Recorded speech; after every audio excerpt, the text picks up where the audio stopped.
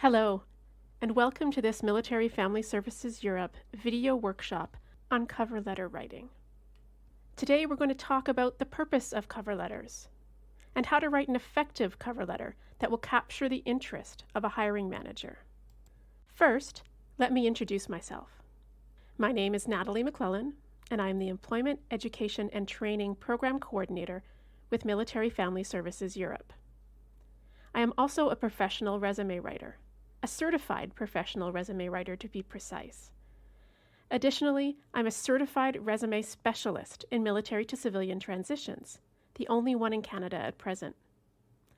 I am a certified employment strategist, able to advise and consult on all aspects of your employment journey, from choosing a vocation through to applications, interviews, and more. I have won several national awards and nominations for both my resume writing and for my outreach to the military community on career issues. I've been writing resumes and cover letters professionally now on behalf of my clients for more than 11 years. To write an engaging and effective cover letter, you first need to understand the document's purpose. The letter submitted along with your resume is your first introduction to the hiring manager. The resume must be written to work with the cover letter, and their joint purpose is to get you an interview. While a resume is highly structured and written in a very formal and often abrupt style, without personal pronouns and not always using full sentences, the cover letter is narrative and allows for more personality. You want to quickly introduce yourself and show how you meet the job requirements and the company or organization's culture. To do this, you need to carefully target the letter to the information included either within the job posting, as well as on the company website, or any other details you may know about the organization. Let's start by talking about cover letter formatting. A cover letter is a business letter, and as such, it should be formatted in a specific style. On screen is an example of a cover letter. Please note that to best display it, I split it between two pages, but this letter fits perfectly onto one standard page. Now let's look a little bit closer. First, with a cover letter, everything should be left justified. Don't put your address or the date off to the right side of the page. You also do not indent paragraphs like you might in a personal letter. Start with your own address at the top, then skip a line and add the date. Then skip another line and add the address of the organization or company that you're applying to. Include a contact's name whenever you have it at the top of the address. Now start your letter with a salutation. Keep this simple and professional. Dear Mr. Smith or Dear Ms. Jones would do perfectly. While you should always research the hiring manager's name to personally address the letter, in cases where you don't know a name, use Dear Hiring Manager or Dear Human Resources Manager or something similar, which are generally considered more appropriate than using To Whom It May Concern or To Sir or Madam, which is a bit old-fashioned. Next comes the body of the letter, which can have one of several styles. We'll talk about these in more detail in a moment. When the main letter is complete, skip a line and write the closing salutation. The most commonly used is a simple sincerely, but also respectfully or cordially are acceptable closings. Follow the closing salutation with a comma, then skip 2 to 3 lines and type your name. If you're printing the letter and handing it in face-to-face or sending it by post, sign the letter above your name. If you are sending electronically and you happen to have your signature in a digital file, a transparent PNG file works best, you can insert it here between the closing salutation and your name. If you don't have a scanned copy of your signature, don't worry, this is not a requirement. Think of the hiring manager while you write your letter.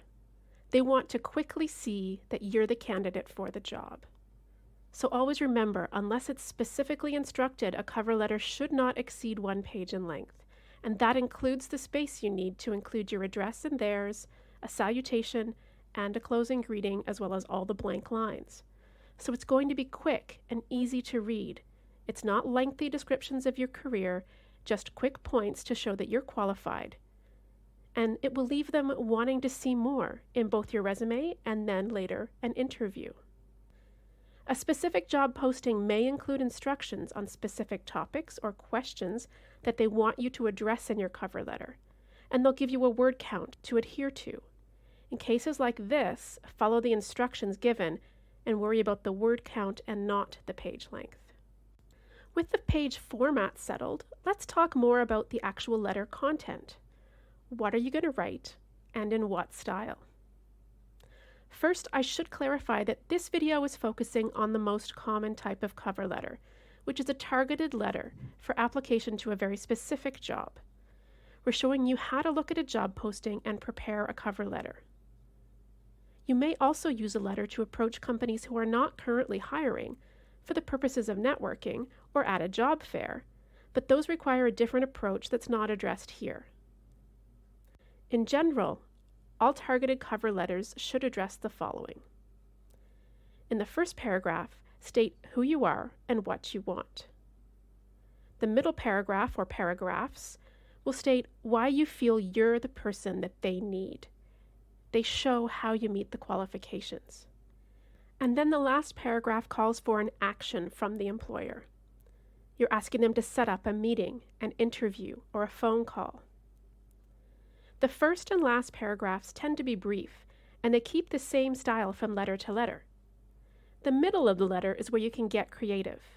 You may write 2 or 3 paragraphs, or you might instead choose to use bullet points to highlight your fit for the job. The format you choose will depend on your own preference and your own writing style, but also on the job requirements and how to best fit the right information into your letter. Let's look at some examples. First, imagine you're applying to this job, a community services provider with Military Family Services Europe. Let's look closer at what's being asked of candidates. Based on the job poster, here are the requirements, what you should include in your cover letter. First, you want to indicate that you have a high school diploma. Of course, if you possess a higher degree, these will also override, but you want to include the diploma as well. Then take the opportunity to list any other relevant education or professional development you've taken. This is the moment you can go above and beyond meeting the requirement and show them that you are well trained and a competent lifelong learner. Second, they're stating the following requirement: experience in office administration or in a related field. Thus, they're looking for you to tell them what experience you have with administration and office work, and for how long. A third listed requirement is experience in teaching, facilitating, or group training. So describe any involvement you've had with the design, delivery, review, or evaluation of such training or facilitation. The fourth listed requirement is experience in applying policies, procedures, and regulations. So basically, they want to know, can you follow orders and guidelines, or do you insist on doing things your own way? Briefly describe instances where you've followed or enforced policies and procedures.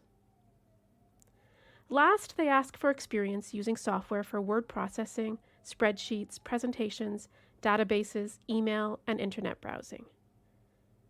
To meet this, you can list the basic software you know: MS Office Suite, OpenOffice, etc., and perhaps 1 or 2 more advanced software applications, if applicable.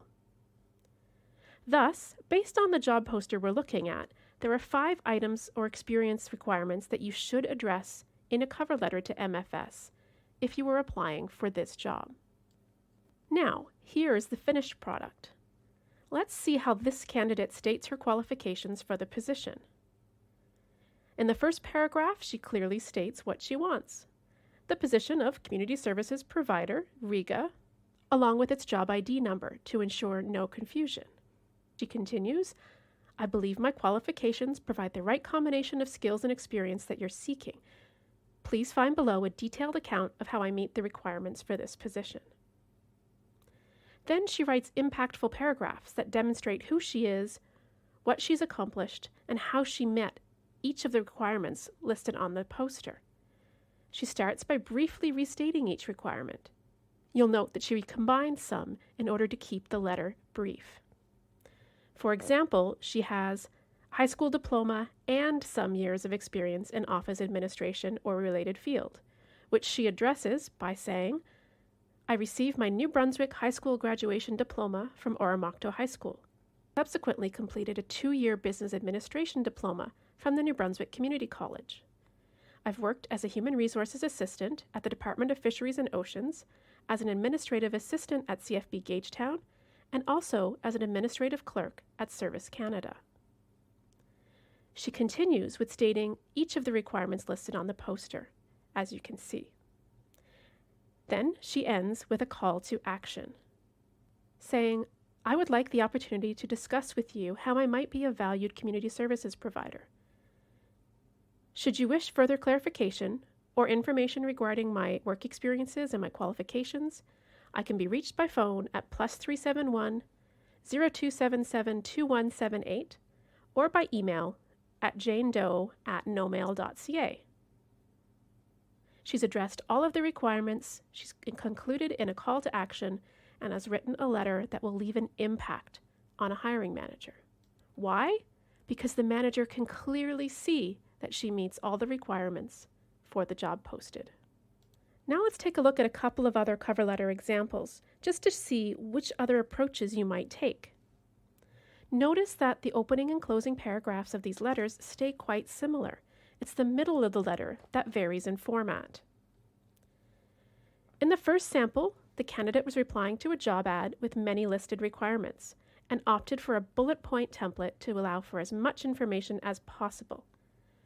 Bullet points don't require complete sentences or pronouns and can squeeze in more information. Note that the bullets are balanced in that all are either 2 to 3 lines deep. Inserting a 1-line or a 4-line bullet would throw off the rhythm of the letter and make it both less attractive to look at and more difficult to read. In this first sample, an example of a cover letter I wrote for myself when I successfully applied for a position with MFS, I addressed another requirement in the opening paragraph by stating that I was a military spouse, currently in Europe with my husband who was posted here, and thus I qualified for the position. The second letter is a hybrid approach. Starting with a traditional paragraph style, it then breaks into a shorter list of bullets to more effectively address the requirements of this police department. Note how the candidate clarifies in paragraph 1 that he's willing and able to relocate for the job. You can either use the opening paragraph or the closing one to highlight things like relocation, plans to move back to Canada after outcan postings, or other important details that will affect your eligibility. One way is not better than the other. Just simply include it where you feel it fits best. To take a closer look at either one of these letters, you may want to pause your video here. Now, once you've written your impactful cover letter, but before you send it to the employer, use the following checklist to ensure that they will be as impressed with your letter as you are. It's called a can-do checklist. C is for completeness. So, have you given enough information? Have you made a solid case that you meet all the requirements of the position? A is for accuracy. Has someone else verified that your letter is accurate and does not contain any spelling mistakes or grammar errors? N is for neatness. Are you trying to be stylish with fancy font and formatting? A cover letter is not the place to do this. Keep it professional, simple, neat, and easy to read. D is for directness. Make sure your message is clear. Are you using complex words and overlong sentences? You must aim to communicate as clearly and directly as possible in order for the potential employer to buy what you're trying to sell. And finally, O is for organized. Does your letter flow? Does it follow the proper content and formatting requirements? Does it provide contact information and important information such as the job ID or competition number to make sure it's sent to the right person? As I end our video, I must acknowledge that we have covered a lot of information here in a very short time, and I know it can be overwhelming. You can always watch again and skip to the parts that you're struggling with, as well as pausing to review and to read closer some of the examples given. Thank you all so much for watching. I hope you've learned a lot, and I wish you the best of luck with your job search. If you have any questions, please do not hesitate to contact me at mfse.employmenteducationtraining@cfmws.ca. Goodbye and good luck.